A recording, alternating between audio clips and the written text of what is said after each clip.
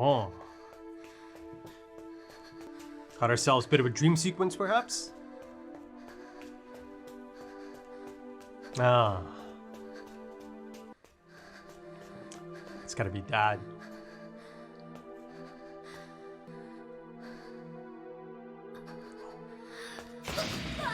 Oh. Careful on your journey, Gon. You don't want to go spiraling down.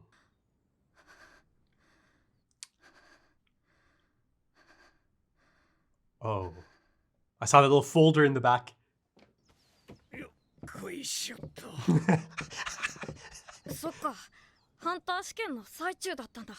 腕はすぐにくっつきますよ。非常に綺麗に折ってくれています。むしろ感知した後には丈夫になるくらいのもんです。Hanzo, that's by design. He knew exactly how to break it properly. 合格おめでとうございます。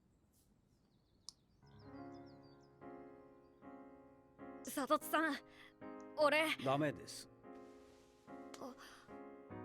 不合格者が何を言っても合格できないのと同じく、合格したものを不合格にすることもできません。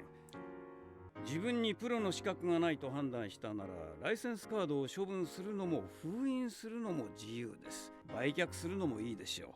You can sell it. 他人には使用不可です。ただし、一度合格した者が再び試験を受けることはできません。You've got to accept it, Gon. You're a licensed hunter now. の甲斐もあり、プロのハンターはかなり優遇されています。それゆえに、悪用のみを考えて試験を受けに来るからも後を絶ちません。そんな連中さえいなければ、本当は全員を合格にしたって構わないのですよ。Interesting, but ほとんどのプロのハンターにとってこのカードは命より大事なものであると同時に、意味のないガラクタ同然のものでもあるのです。大事なのはハンターになってから何を成したかですよ。何を成したか。ゴン君。How cool. このカードを使う時期は自分で決めればいい。君ならそれができるでしょう。This is a great approach by Satots and the exam committee to send him in here. これまでいろんな人に助けてもらっていっぱい借りも作ったしね。That's his first それを thought. 全部返してから使うことにするよ。では改めて合格おめでとうございます。 I like him, man. Satots, good dude. 佐藤さん、他の人はどうなったの？ Yeah, I'm still thinking about that title. いえ、試験は終了しました。本当に？ええ、君はほぼ丸一日寝ていたんですよ。 That'll do it. そうだったの？他の合格者は簡単な講習を受けています。後で君にも受けてもらいます。Who's the odd man out? 誰が落ちたの？それはキルア氏です。Was that Bodo? Undercut ponytail? なんで？その前に君が気を失った後からBaffling turn of events indeed. その方が理解しやすいと思いますから。Alright, give us a bit of a recap then, Satots. Flashback. See, Kilua has control. Self-control. So how exactly did he get to that point? 不合格者はたった一人なんだろう。ゴンが不合格なら、俺たちのこの後の戦いは全て無意味になるんじゃないかな。心配無用。ゴンは合格じゃ。本人が何と言おうとそれは変わらんよ。That's interesting as well. You can't just give it back either. Big if. Once it's handed out, it's handed out. わざと？ゴンを殺さずに参ったと言わせるぐらい心得てるはずだろ。I still, yeah, he was going easy on him. Oh, Hisoka's looking on. Or he was holding back. 俺は誰かを拷問するときは一生恨まれることを覚悟してやる。どんなやつでも痛めつけられた相手を見る目には負の光が宿るもん。He didn't see that in Gon's eyes, did 憎しみ he? や恨みの光ってのは訓練してもなかなか隠せるもんじゃねえ。 Hell, he's impressed by him 目 then. にはそれがなかった。His eyebrows are so pretty. 腕を折られた直後なのによ。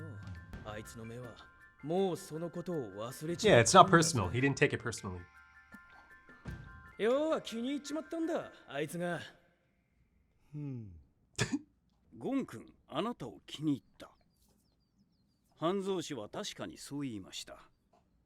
第2試合、クラピカ対 Okay, I hope I get to see a bit of this at least. Because there's that Phantom Troop angle. 二人はしばらく戦った後、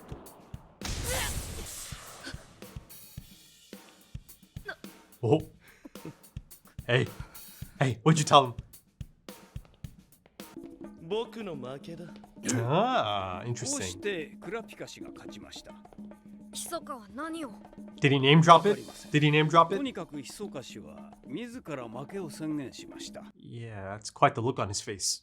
第4試合は密か氏とボドロ氏。 Pretty sure that's Bodo, right? Yeah, it was him. He's got the undercut and the ponytail. なかなかボドロ氏は諦めませんでした。 So how did it end then?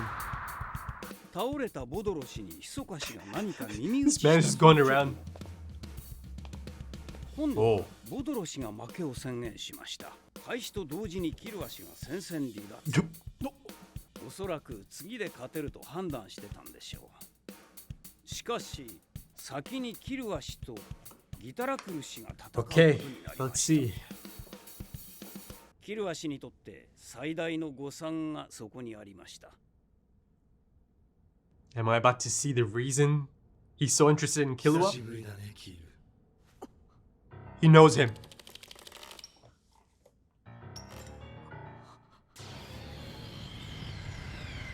I mean, I've seen him in his real form.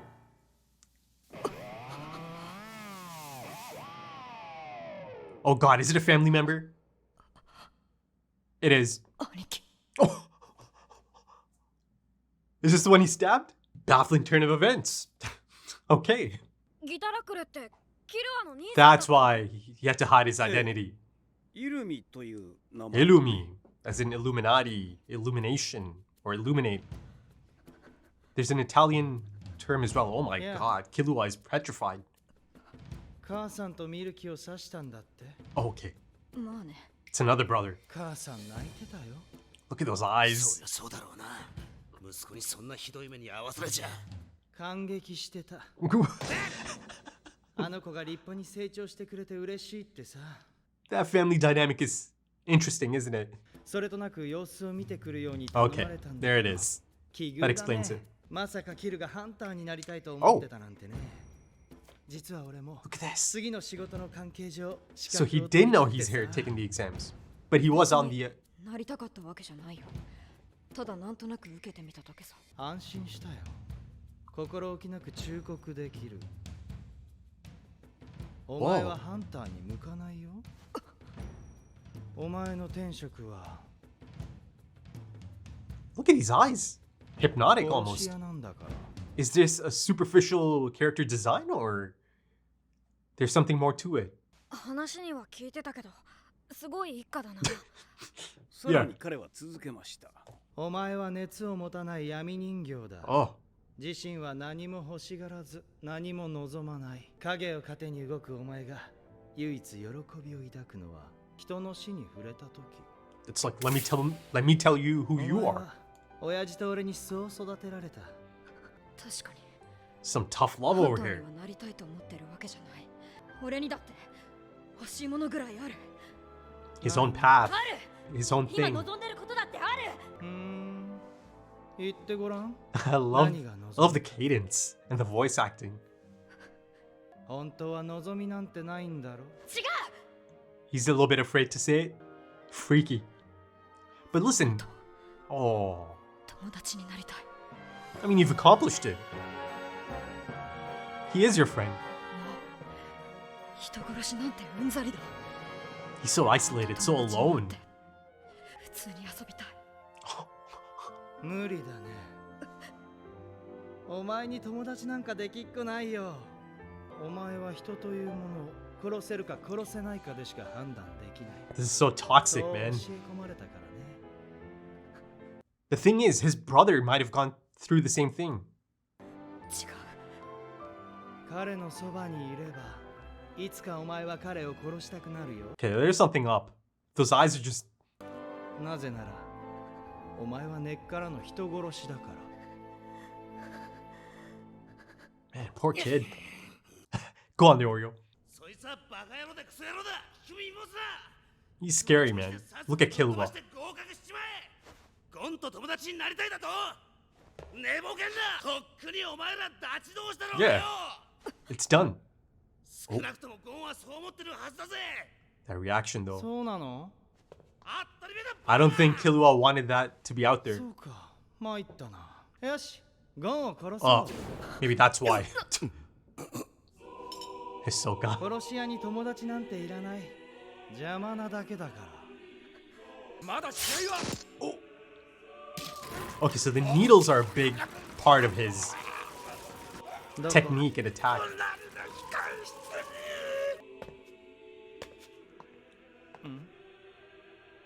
Yes. Even Hanzo. 参ったな。ここで彼らを殺しちゃったら、俺が落ちて自動的にキルが合格しちゃうね。ああ、いけない。それはゴンをやっても一緒か。I love how he's really kind of scary, but also a bit of a goof. まず合格してからゴンを殺そう。 So nonchalant. 俺と戦って勝たないとゴンを Beautiful new 助け music. られない。友達のために俺と Yeah, 戦 they え keep る focusing か on い？ that. できないね。なぜならお前は友達なんかより今この場で俺を倒せるか倒せないかの方が大事だから。 This is a much older version of Kilua. Much better version. It's almost as if he cannot escape his gaze. You know, that's my read on the situation 勝ち and 目 the もな visual い時とは storytelling. 戦うな。 Mm. 俺が口を酸っぱくして教えたよね。 He avoided Hisoka. 止める方法は一つだ Yes. け。わかるな。お前と俺が戦わなければ Oh. 大事なゴンが死ぬこと God になるよ。 damn. Rock and a heart, please. やっちまえキルア。どっちにしろ。 The Oreo back up, man. I don't think he can go up against his brother. Yeah, there's something going on here. He has a hold over him. He's able to put fear into his soul almost. 参った。俺の Wow. 負けだよ。はあ、よかった。これで戦闘解除だね。ははは、嘘だよキル。ゴンを殺すなんて嘘さ。お前は It's ち a ょ test. っと試してみたのだよ。I mean, お前に友達を作る資格はない。必要もない。今まで通り、親父や俺の言うことを聞いて、ただ仕事をこなしていればそれでいい。その後は抜け殻のようでした。 mm. レオ Oh, リ he did オ a 氏や number クラ on ピカ氏は Kilua. 何を言っても反応さえしませんでした。ボドロ氏が回復し、試合開始と同時 Oh でした。 god. 始め。 It was Bodoro, yeah. His ponytail. He did a number on him. Oh no, Bodoro. He was the one who said he doesn't want to fight kids. Out of principle. That's a shot. And look at this. キルア氏はボドロ氏を死に至らしめました。 And he's out of here. 委員会は彼を不合格とみなしました。 I mean, he wanted that, of course. Gone, careful. Look at all these new hunters. Nah, he don't care, man. This guy's ice cold. He's as interesting and perhaps formidable as Hisoka. Maybe even more, who knows? I like him though, I'm not gonna lie. I really do. キルアに謝れ。ゴンは怒っていた。自分と友達になりたいというキルアの素直な気持ちを踏みにじり、自暴自棄にさせたキルアの兄イルミに。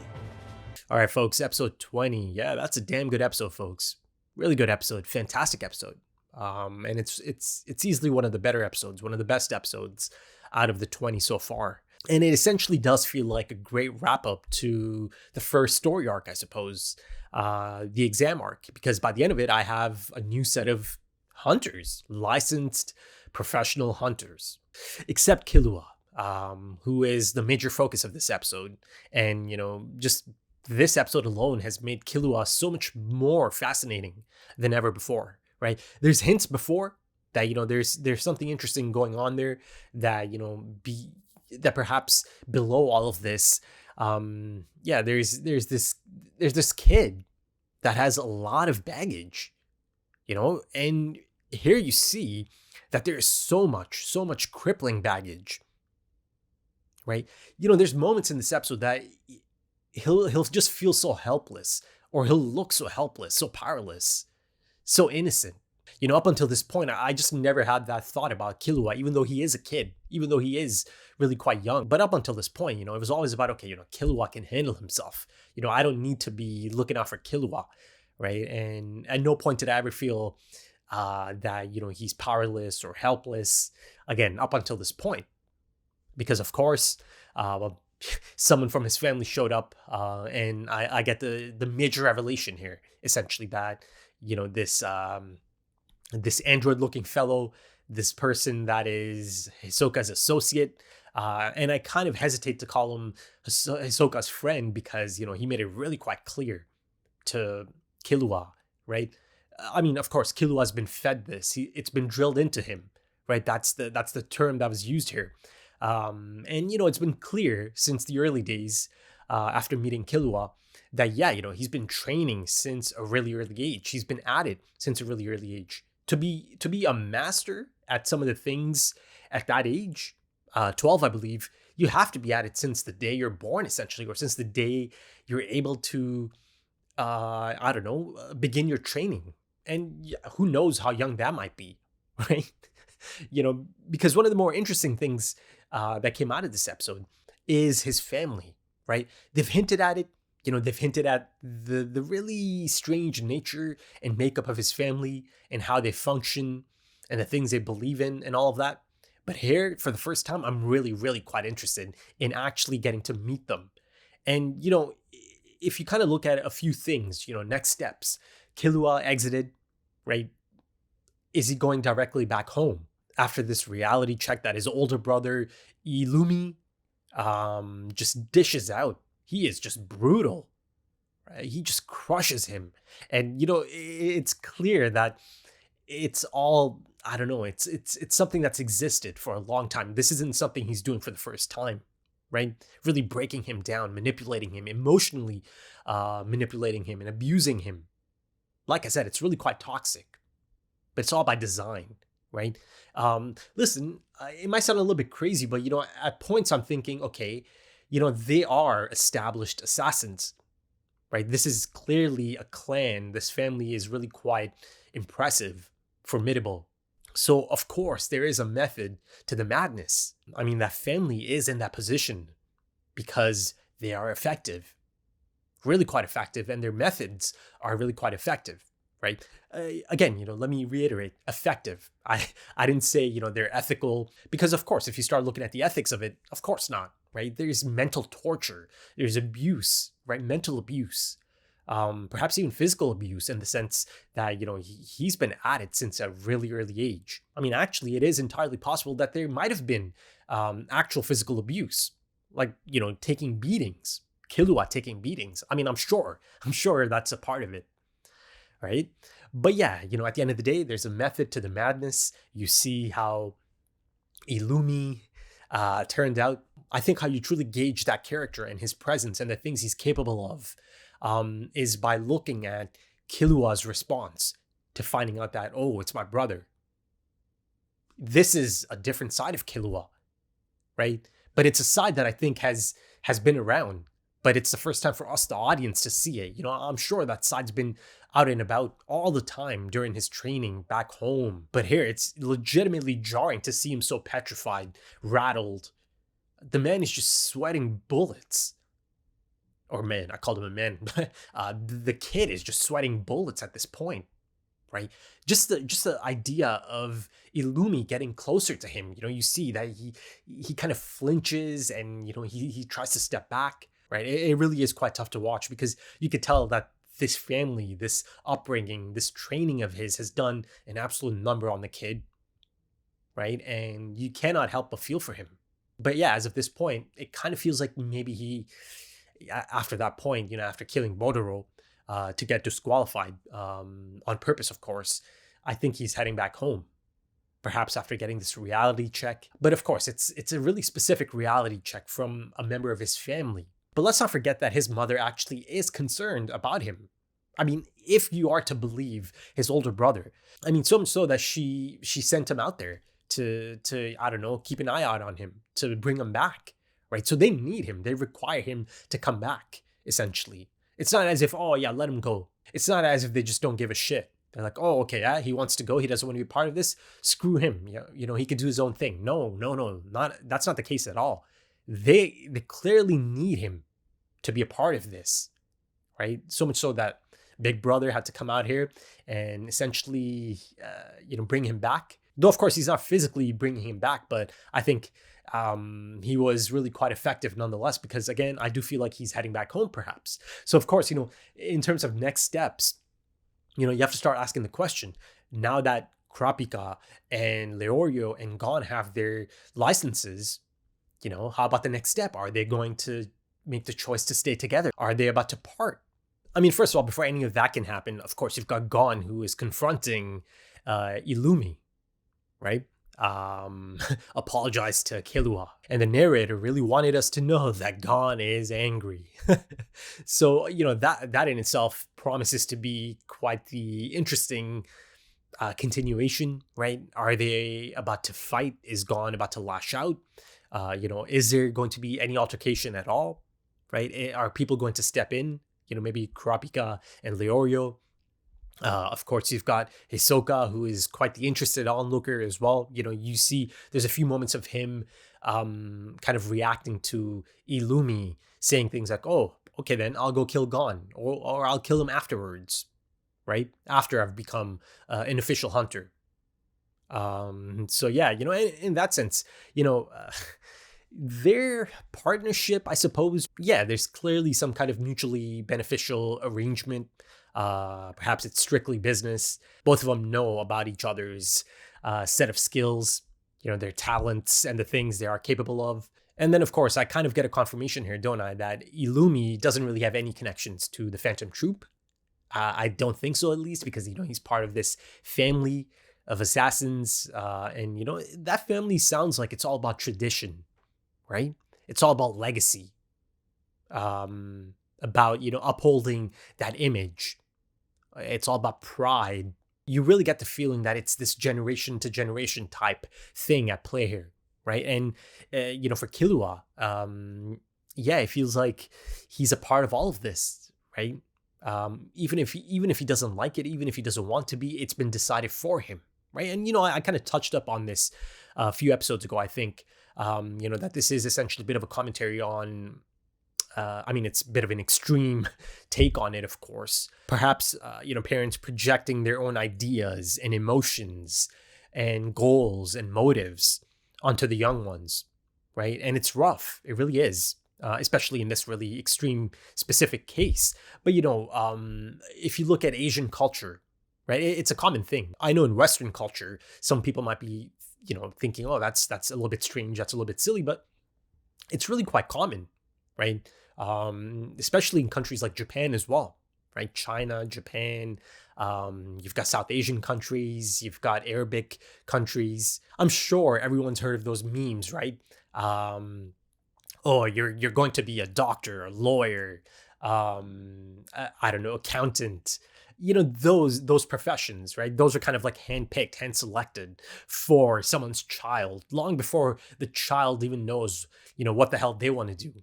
These are respected, safe professions, right? They're certainly bringing the income as well. So yeah, this notion or idea of having this really high expectation set out for a child long before they even know anything about that, right? It's really quite common. And then, of course, there's extreme ends of that in real life as well. Because over the years, you hear stories about these really strict parents that have everything structured for their children. Everything is structured. It's a really rigid schedule that might be put in place, right, in terms of your road to success, right, their children's road to success. And yeah, you could tell that Kilua's life has been really quite rigid, really quite structured. Again, this is really quite the extreme example of it, given the profession his family is a part of, and the things he is meant to do and expected to do and learn, right? Killing, It's a family business, right? Killing is the family business. And, his brother, his older brother, Illumi, tells him that, you are a puppet of darkness. You see that a lot of the terminology and a lot of the visual storytelling here is one of control. There's a strong sense of control through fear, right? And of course, like I mentioned a few times, Illumi's eyes are really quite the focus. I mean, I asked the question if this is just a really cool, superficial character design, or if there is more to it than that. Surely there's got to be more to it than that, because that is just insane, isn't it? There's something really fascinating going on. Because I don't think they're superhuman or anything, his family members, but there is something going on here. I don't know. There's something flowing through them, essentially, or at least through Illumi. So I'm not saying that there's literally this hypnotic element to his eyes, but there is some form of control that he seems to have over Kilua. Kilua is just, I don't know, he is just frozen on the spot. He's not able to think straight. He's not able to really even speak at times, right? You see, he gets really agitated and frustrated as his brother asked him about, so what exactly do you want, right? And he struggles a bit, and you see he's a little bit scared to even share that. Ultimately, he gets it out, right? That he wants to be friends with Gon. Essentially, he wants to do his own thing, find his own purpose in life. There's got to be much more to life than his existence, his pre-selected existence. He strives for so much more, right? He longs for so much more in his life. That his true purpose might be out there, and that, he owes it to himself to go out there and essentially realize his self-worth. So yeah, as you could tell, I'm really, really quite interested in Kilua all of a sudden, especially after this episode. I mean, I was always, interested in Kilua, but, I don't know, he wasn't at the top of my list, essentially, right? It was characters like Kurapika, Gon, Hisoka, right? But the main reason for that was because I just didn't know enough about Kilua just yet. Just bits and pieces, interesting bits and pieces at that, right? The things that make him tick, and him lashing out from time to time, his reaction to the chairman, and him having to essentially walk away from that situation. But yeah, the one thing that's clear at this point is that for essentially all of his life, he's been locked into this, I don't know, family expectation. Right? This notion of being a part of the family legacy, continuing the family legacy, right? Because, of course, at some point, it's going to be his time to be the head of that family, right? As of this point, I suppose the two heads are his father and Illumi, right? Because, he did mention, that's how father and I trained you. So, Illumi played a major role in his training. Though, of course, he also name dropped the other brother, the one who got stabbed. The thing is, this is actually beginning to feel like Sanji's backstory, his family. I'm not speaking of his, earlier backstory in the early days of One Piece, Zeph. Of course, love that aspect of it as well. But, the much more recent focus on his own family, his biological family, right? It's beginning to sound like the same thing, or really quite similar. Because there's a lot of similar elements in terms of the treatment, right? There is a lot of psychological abuse. Clearly, that's one of the main tactics, mental abuse, manipulation, and clearly he's been subjected to it all his life. Kilua, that is. Any form of agency is crushed on sight, right? You see that Illumi actually even kind of appears to be really quite possessive, extremely possessive, controlling, abusive, all of that. It really was quite sad to see Kilua in this position, right? He's so helpless. Oh God, I know I said that before, but I keep thinking about how helpless he felt in those moments. How trapped he felt, at that point. Now, of course, Illumi is saying that, I was just joking. I was testing you. I was never going to kill Gon. You never know, right? You never know. The only thing that matters is that Kilua actually legitimately believed it, because it is believable. He thinks his brother could easily do that, is capable of doing that. Just for that reason, he'll go after Gon. So yeah, he puts him in this really tough position, right? Like I said, rock and a hard place, because he does tell him, right, that if you don't fight me, then Gon is going to die. I'm going to kill Gon as well, right? You have to essentially stop me from it by fighting me. But he ultimately makes the choice to surrender because it's the only choice he truly has, right? And he knows it. And then, of course, after that, Illumi kind of drops it all and tells him, I was just joking. It's just a test. And, kind of going back to him killing Bodoro, sorry. Yeah. A part of it kind of felt like, okay, Illumi was successfully able to tap into that killer instinct once again. He kind of brought that out of him once again. But my first thought was that, okay, he feels the need to immediately kind of showcase this, right? Put it on display for his brother. That look, that I can do this. I am capable of doing this. And maybe once he sees this, he'll just leave Gon out of this altogether, right? Though of course Gon found him nonetheless. Gon came to him. But yeah, Kilua's out of there, potentially going back home. So kind of going back to my point about the next steps, I could see a possibility of maybe those three sticking together and maybe going after Kilua. Right? And maybe that could potentially be how they introduce me to Kilua's family, right? That could be effective. That could be really quite effective if they go after him. And, knowing them, especially Gon. And then, of course, you've got Kurapika and Leorio, who might not be as close to Kilua, but, they are close to Gon. And yeah, they have developed a bit of a bond with Kilua as well. You see Leorio immediately steps up, even if he is a little bit oblivious about the situation, he still steps up. He's always there in your corner, right? He could not stand to watch this abuse, this mental torture. He stepped in. Listen, I don't know how other people perceive Leorio, if they like him, if they think he's useless, I don't know if he's just hated or anything. I can't see how he's a hated character. But for me, he's still one of the characters with the most heart, right? He does kind of feel like the heart of the story a lot of times. Because again, he feels like the most human at times. Though of course, this friendship, Gon and Kilua's friendship also feels like the heart of the story as well. So there's a lot of good stuff at play here. A lot of interesting stuff at play here that could play out over the span of this story, essentially.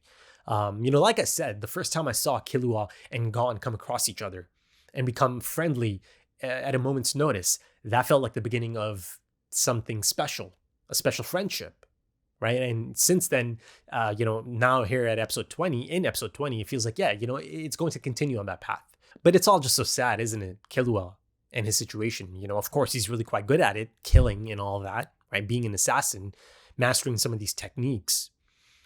But yeah, some of these lines of dialogue are just so impactful, aren't they? He'll be saying things like, I'm sick of killing people.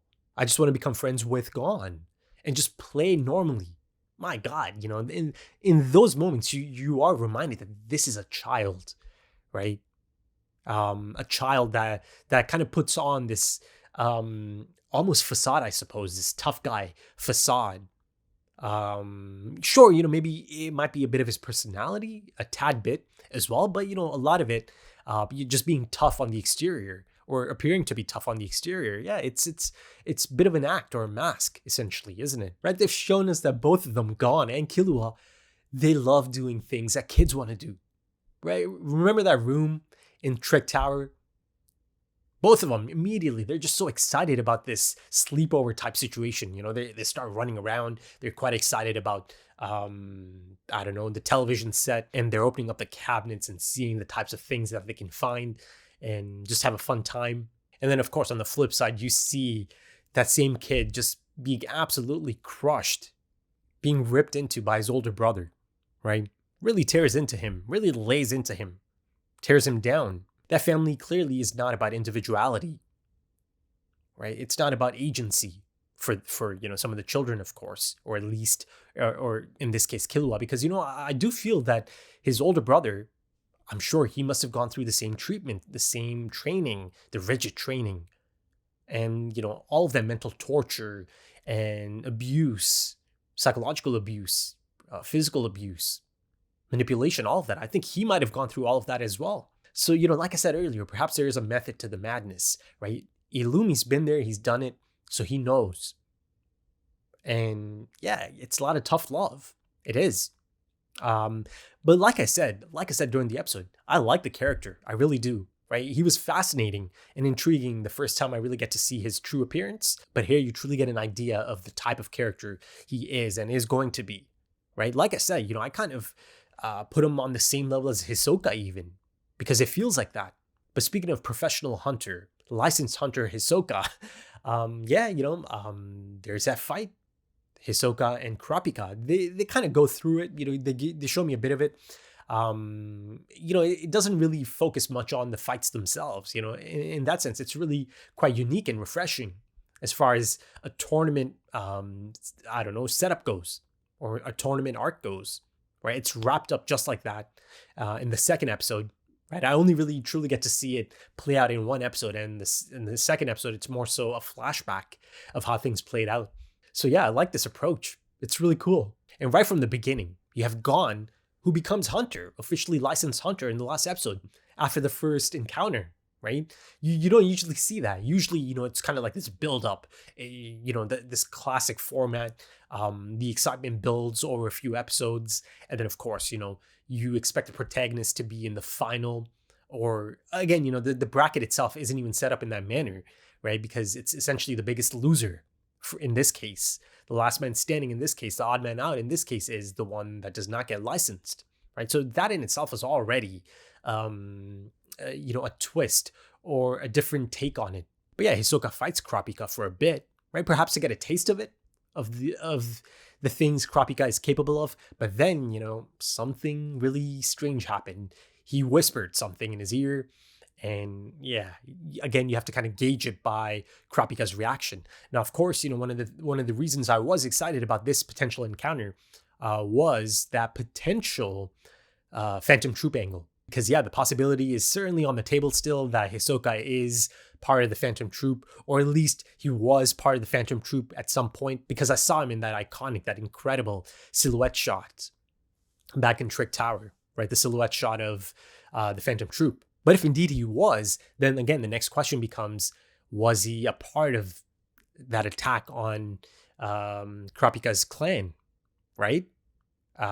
So yeah, a lot of interesting possibilities there. But then he moves on to Bodo, and he told Bodo something that makes him quit.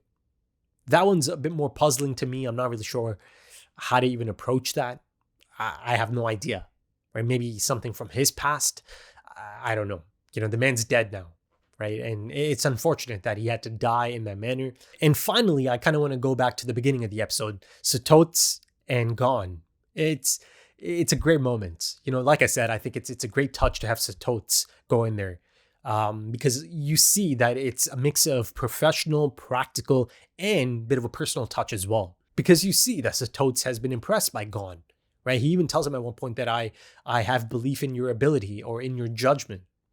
Something along those lines, right? And it's really quite simple, but I love that he just really wanted to shake his hand. He did it twice. At first, Gon's a little bit, confused and dazed and still not really quite sure about accepting it, even though he has no choice. But the second time, once he kind of comes around, it's a beautiful moment. He tells him that a lot of people have helped him get to this point, to reach this point, and that I owe a lot of favors. That comes first, right? He has to take care of a lot of that first, of course, as expected of Gon. But then after that, he can kind of begin on his journey as a hunter, I suppose. But of course, like I touched up on earlier, there's a lot of immediate possibilities before his, journey or his hunt for his father continues proper, right? And, speaking of his father, let's go even further back. Not the cold open, it did come in after the intro. Yeah, it's a dream, and it feels like maybe it's a dream that he's had a few times before, right? This idea, this notion of climbing, right? It's by design that it's on the staircase. It's almost as if it's this high standard that he feels that he has to kind of live up to, that this is the pinnacle. This is all I care about in the grand scheme of things, right? But then, of course, there's that moment as he gets really close, it all kind of falls apart and he nosedives, he spirals. So I kind of took that as this metaphor for Gon, to be careful, to not lose himself. And then also there's that notion or possibility of him thinking that, maybe it might not be the thing I'm expecting or hoping for from my father, right? And you see, once again, like I mentioned, as he gets close, it all falls apart, right? So perhaps I don't know, not foreshadowing, a little bit of foreshadowing, maybe just a tiny bit of it in there, maybe. But it's good to see this. It's good to see the thoughts that he does have about this in the form of a meaningful dream, right? But yeah, I see the card itself. I see the license itself. It's really quite, I don't know, it's a cool looking design, isn't it? Hell, I kind of want to look it up and get a replica of that.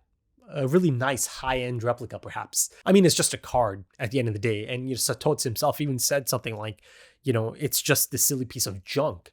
But to some people, it's like life and death, that it's worth more than their life.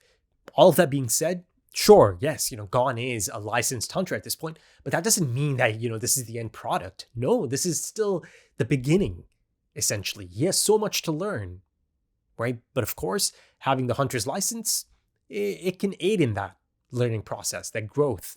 But this right here really felt like a major milestone of this story, right? These characters I've been following getting their hunter's license or their hunter license. Because now it opens up. It really opens up, doesn't it? They've been, hinting at it. They've been setting it up, the possibilities, the opportunities that present themselves to you once you do become licensed. Right? Ooh, exciting time, man. It's an exciting time for sure in this anime already. So yeah, I thoroughly enjoyed that. And if you enjoyed that, consider dropping a like, consider dropping some comments, give me your thoughts. If you are interested in full opacity, it doesn't have any opacity masks on it, crisp and clear and early access, or maybe even timer-based full length, consider checking out the Patreon page and potentially supporting the channel. And usually I kind of suggest that you do that maybe near the beginning of a month rather than at the end of a month, or much more bang for support. But yeah, all the links are in the description and the pinned comment, links to social media as well, Twitter and Instagram, if that's your thing. Right then, thank you so much for joining me, folks, and thank you for your time, because time is precious. It really is. And I do hope to see you again soon for episode 21. I mean, it promises to be an exciting one. Until then, take it easy.